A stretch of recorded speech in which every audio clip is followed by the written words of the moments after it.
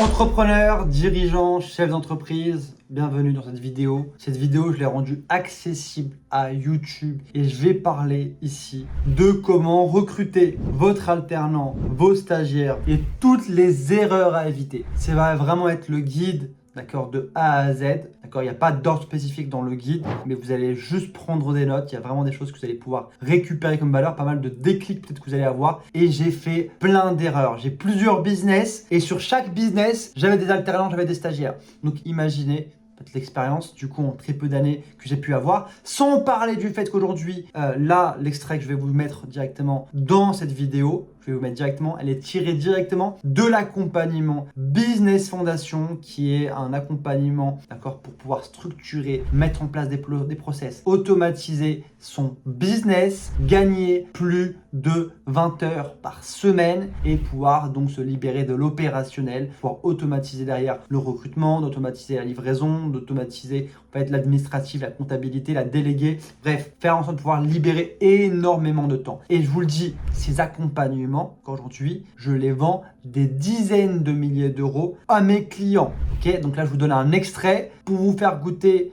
parce que je trouvais que c'était, enfin, je ne pouvais pas ne pas partager ça. Je trouvais ça dommage de bloquer juste à mes clients, mais je vous fais goûter pour que vous puissiez vraiment vous rendre compte. Moi, je vous dis, là, dans la vidéo qu'on va faire là maintenant, dans l'extrait que je vais vous mettre, vous pouvez économiser à votre échelle, déjà de base, des milliers, des dizaines de milliers d'euros, voire des centaines de milliers d'euros dans votre business. Donc c'est hyper important d'être attentif, de prendre des notes. Je sais que parfois je vais aller vite, je vais vite dans mon échange. Mais si vous avez des questions, vous pouvez poser directement vos questions en commentaire. Et si vous voulez aller plus loin, après, à la fin de la vidéo, vous pouvez directement, après avoir mis le like, le bouton s'abonner et mettre le commentaire, vous pouvez nous rejoindre par la suite. Et là, du coup, on fera un entretien, un audit offert avec un membre de mon équipe pour pouvoir voir comment est-ce qu'on peut vous aider, quel plan utiliser, quels sont vos blocages, comment automatiser votre business, quel niveau vous êtes, est-ce que vous êtes au niveau 1, 2, 3, 4, 5, il y a 5 niveaux de business automatisé, bref, tout ça on pourra le voir par la suite. Donc restez attentifs et je vous mets tout de suite l'extrait de cette formation, de l'accompagnement plutôt Business Fondation,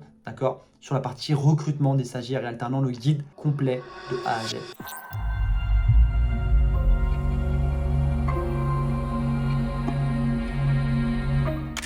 Du coup, on me pose souvent la question, Brahim, comment tu fais pour recruter? Pour recruter, il y a différentes étapes. Comme toujours, hyper important, on commence par quoi? La fiche de poste en suivant le process que j'ai déjà mis pour déléguer. Première chose, fiche de poste, d'accord? Alternant. Stagiaire. Première chose. Deuxième chose,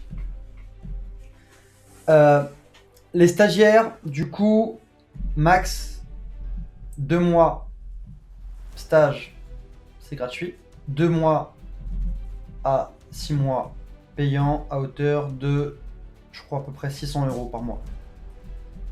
Donc déjà important à comprendre les prix déjà, parce qu'on parle de recrutement de stagiaires, il faut quand même connaître les prix. Pareil, l'alternant, à l'heure actuelle, on est à 6 000 euros d'aide. Donc l'alternant, 6 000 euros d'aide et salaire, dépendant âge et diplôme. Vous pouvez avoir des alternants qui coûtent 900 euros, moins 500 et quelques euros, soit du coup près de 400 euros, parfois même 300 euros, en fonction du prix minimum légal. Et il y a des alternants qui sont en bac plus 4, bac plus 5, vous pouvez récupérer à 1100 euros, 1200 euros. Hyper important, attention, contrat apprentissage fortement recommandé, car contrat pro, vous avez des charges en plus. J'ai déjà fait l'erreur et je pensais que ça était bien, mais en fait, finalement, j'ai perdu trop d'argent dessus, c'était pas intéressant. Sur le nerf de la guerre du business, c'est la rentabilité, c'est le cash, c'est l'argent que vous avez. Si vous dépensez plus, c'est de l'argent perdu, c'est dommage. Donc vraiment, si vous pouvez économiser, faut mieux l'économiser pour le même résultat. Le contrat pro, charge en plus, salaire plus élevé, ok. Important aussi, évitez absolument, j'ai fait l'erreur aussi, j'ai fait toutes les erreurs possibles. Évitez les apprentis qui dépassent plus de, je crois, 29 ans, il faudrait voir l'âge exact, pardon. Mais en tout cas, c'est l'âge maximum. Évitez l'âge max 29 ans environ. Sinon, pas d'aide. Vous allez voir d'autres aides, mais c'est pas intéressant. Plein de conditions, il y a plein de trucs compliqués, il faut pas se prendre la tête. En fait, si j'avais par Pôle emploi, dans le cas où vous passez par l'aide de plus de 25 ans, c'est pas intéressant du tout. Quoi d'autre? Les alternants.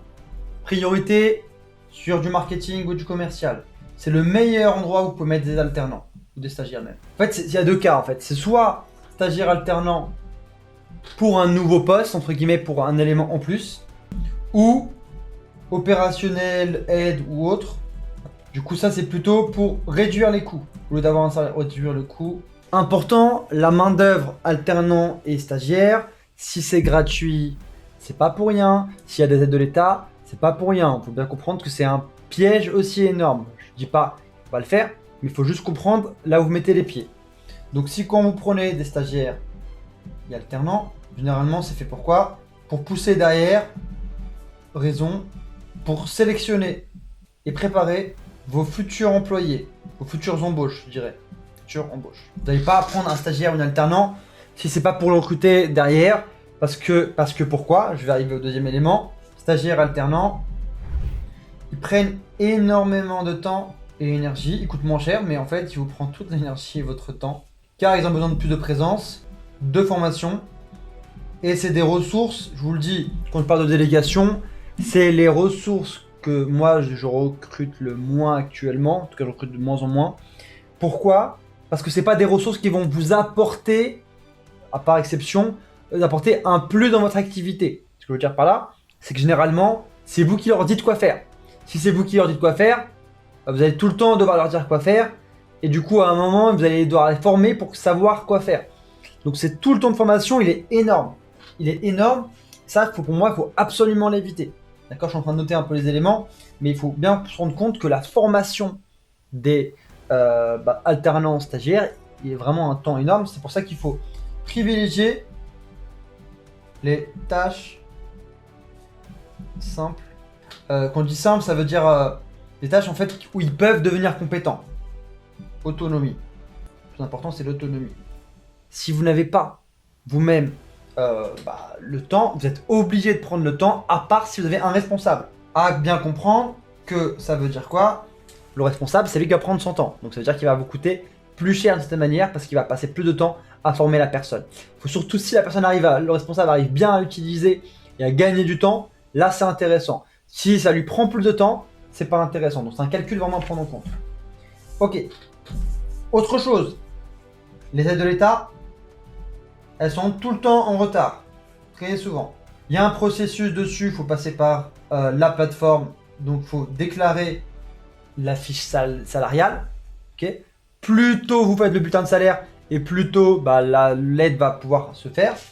Vous avez un contrat avec l'OPCO, DSN, OPCO, DSN qui correspond en fait à un document juridique, plutôt comptabilité pour les bulletins de salaire. Et après vous avez la SINAE qui va vous verser l'aide de l'État. Ok. S'il y a un retard, ils vont vous envoyer tout d'un coup au moment où c'est réglé. D'accord, vous pouvez avoir plusieurs virements. Mais ce qui est très très sous-estimé, que j'ai sous-estimé moi-même, c'est que c'est un coût quand même financier, c'est un coût en termes de temps, c'est un coût en temps d'énergie. Mais financièrement, ça a un impact sur l'activité. Parce que en fait, forcément l'attention que vous mettez avec eux, forcément c'est de l'énergie à faire. Donc pour moi, quand je mets un alternant et un stagiaire, c'est surtout lorsque j'ai besoin de petites mains pour faire quelque chose. Et donc ça permet de pouvoir réduire les coûts. Si ça ne réduit pas les coûts, ça ne m'intéresse pas. Si ça n'augmente pas les résultats, ça ne m'intéresse pas. Si c'est pas rentable, si c'est juste il vous plaît bien, vous avez le bon feeling, laissez tomber. Je ne recommande pas. C'est pour ça aussi, je disais dès le début, fiche de poste. S'il n'y a pas de fiche de poste, vous ne savez pas exactement pourquoi vous devez le prendre.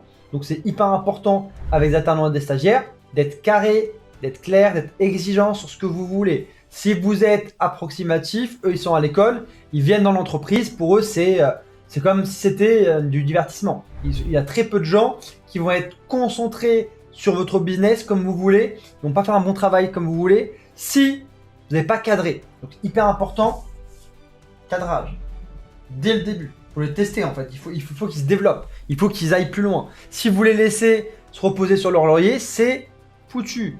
Vous ne pourrez rien en faire. Et c'est là que vous allez pouvoir si le profil est intéressant ou pas. Ok. Hyper important, maximum par contrat alternant. 1 an. Hyper important. D'accord? Si vous passez 1 an, l'aide n'est plus valable. Donc, vous perdez de l'argent. Vous allez payer cash, vous allez perdre 6 000 € sur l'année. 6 000 €, par 2, par 3, si vous avez 2 ou 3 alternants, ça peut coûter cher. Même si vous en avez un, 6 000 euros, c'est de l'argent. Avec 6 000 euros, je fais de la publicité, ça me fait, disons, 400 euros par mois de publicité. Ça me ramène 2-3 nouveaux clients facile. Donc, vous ne pouvez pas vous permettre de payer pour rien. C'est hyper important de comprendre que l'alternant, parfois, il y a des meilleurs choix de développement. Ça, on le voit dans l'accompagnement. Il y a des meilleurs choix de développement que de prendre un alternant. C'est hyper important de comprendre que parfois vous avez des experts qui ont 10 ans, 15 ans, 20 ans d'expérience qui vont vous coûter moins cher qu'un alternant, qui va peut-être avoir moins de temps disponible, mais il va faire un travail beaucoup plus qualitatif et qui va du coup être beaucoup plus efficace pour un prix parfois qui est équivalent ou réduit. Donc important à voir. Si le contrat doit être renouvelé, bah vous le mettez sur une autre boîte. Vous débrouillez quelle boîte, j'en sais rien, vous avez plusieurs boîtes, j'en sais rien. Mais si vous prenez l'alternant sur 2 ans la même boîte, et vous payez cash, c'est ce serait très très dommage en fait. Ce serait vraiment une grosse perte. Vous pouvez perdre 6 000, 12 000 euros, 18 000 euros si vous avez 3 alternants par an. Ça va pas être intéressant. Vraiment, ça va pas être intéressant. Et moi, j'ai eu le cas aussi dans certaines entreprises que j'ai, où je me suis dit tiens, ça peut passer et tout. En fait, sauf qu'au final, ça a un coût supplémentaire pour utiliser autre part. Donc en fait, ça me gênait. Ça me gênait en fait, parce que je savais que je pouvais être plus rentable dessus. Ok, donc on a parlé de ça. Ok, maintenant comment on fait pour les trouver? Souvent on me pose la question, Brahim, comment on fait pour les trouver? Pour les trouver, il y a une solution qui marche le mieux. On va vous donner 2, d'accord? Mais il y en a une qui marche très bien et après la deuxième. On va commencer par la première qui marche moins bien et après je donnerai la deuxième. Première, annonce, post, publication, recrutement. Ok, vous allez avoir du flux, vous allez devoir sélectionner et choisir. Ce qui est déjà très bien, ok. Aujourd'hui, les alternants, il y a beaucoup d'alternants, beaucoup de stagiaires qui cherchent du travail. Donc, sachez qu'il y en a constamment et les périodes sont différentes. Parfois, il y a des gens qui commencent en septembre, d'autres qui commencent en janvier, d'autres qui commencent en mars. Enfin, ça peut vraiment varier par rapport aux dates. Donc, vraiment, regardez ça. Deuxième élément que j'aime le plus, deuxième méthode que deuxième manière d'avoir des alternants ou des stagiaires, pour moi que je préfère le plus, c'est lister et récupérer une liste d'écoles qui vont eux vous envoyer dans le domaine que vous voulez leur meilleur profil, les meilleurs CV. Ok, moi je leur dis directement au téléphone, je les appelle parce que par mail ils répondent pas forcément. Donc d'abord par téléphone, après j'envoie par mail. Ok, je veux recevoir, exemple une école de Paris. Ok, je fais une liste d'écoles de Paris, je fais une extraction. Très simple normalement, vous pouvez regarder sur internet pour pouvoir le faire, c'est pas très compliqué. Vous avez l'extraction des écoles et vous les appelez. Soit vous, quelqu'un de votre équipe, vous débrouillez, mais vous devez créer une relation avec l'école pour qu'elle puisse vous envoyer ses meilleurs candidats, ses meilleurs profils, par rapport à vous, ce que vous voulez. Et derrière, vous les mettez normalement dans votre processus de recrutement si vous l'avez déjà mis en place. Sinon, en fait, vous regardez les CV et vous sélectionnez les meilleurs profils, tout simplement. Ça, c'est hyper important. Ça fait gagner beaucoup de temps parce que j'ai eu des bons profils grâce aux écoles qui étaient meilleurs que dans les processus de recrutement où souvent, quand on fait des annonces, en fait, on n'a pas forcément les bons profils. Tu as des écoles, on ne sait pas trop si c'est fiable ou pas. Alors que là, je choisis directement l'école. Donc, je les ai directement à la source. Parfois, les alternants ou stagiaires, les meilleurs, ne vont pas faire de recherche directement d'alternance. Ou ils ne vont pas faire de recherche en postulant, etc. Ils n'ont pas le temps de le faire pour X, Y raison. Donc, vous, les meilleurs profils, vous allez les retrouver au niveau des écoles directement. Parce que du coup, c'est directement à la source. Donc, ça, c'est une astuce clé. Prenez pas, s'il vous plaît, tous les profils, laissez-en un peu pour nous. Mais c'est une astuce très clé qui va vous permettre de pouvoir vraiment récupérer et sourcer des bons profils pour le recrutement de vos stagiaires alternants. Souvent aussi, ce que je fais, c'est qu'un stagiaire peut devenir alternant après. Il commence son stage, un mois, 2 mois, 3 mois, 4 mois, 5 mois, 6 mois en fonction de ce que je veux. Et derrière, je le fais rentrer dans du coup l'alternance. Ce qu'il faut comprendre, c'est que le nerf de la guerre, pour moi, sur l'alternant, le stagiaire, c'est qu'il doit faire des choses qui sont après réutilisables, remplaçables. Si vous le formez, vous mettez toute son énergie, la personne part, limite vous êtes obligé quasiment de l'embaucher parce que si elle part, vous avez formé la personne et elle n'est plus là après. Donc toute l'énergie, l'effort et tout, vous avez l'impression de gagner de l'argent. En fait, vous êtes en train de mettre votre énergie et votre temps à la poubelle. C'est comme si littéralement, là maintenant moi, je formais un alternant, je facture aujourd'hui 500 € minimum par heure par client, ok, minimum, d'accord, parfois c'est beaucoup plus. Un contrat, aujourd'hui, quand je le négocie, me ramène 10 000 €. Donc, et le contrat se négocie en 1 heure, en 1 heure et demie à la limite, ok.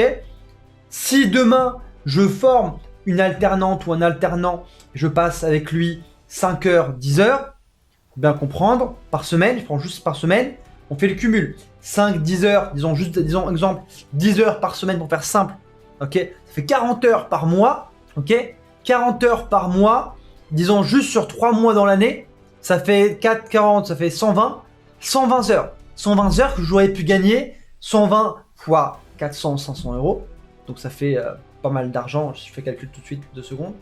Ça fait 60 000, d'accord? Et si je prends l'exemple de la vente, une vente à 10 000 euros, je vais même pas en prendre beaucoup. Si j'en prends juste une vente tous les 10 heures, bah en fait, je suis à 120 000 euros. Car 120 000 euros que je ne gagne pas parce que je l'ai passé à la place avec l'alternant ou l'alternante. C'est hyper important de comprendre ça parce que c'est pas un coût direct, c'est un coût caché. D'accord? Par contre, si votre alternante et votre stagiaire vous fait gagner du temps, c'est super intéressant. Mais il faut bien voir combien de temps ça vous prend aussi. Hyper important. Il faut que ça vous libère du temps, pas que ça vous prenne du temps. Ok?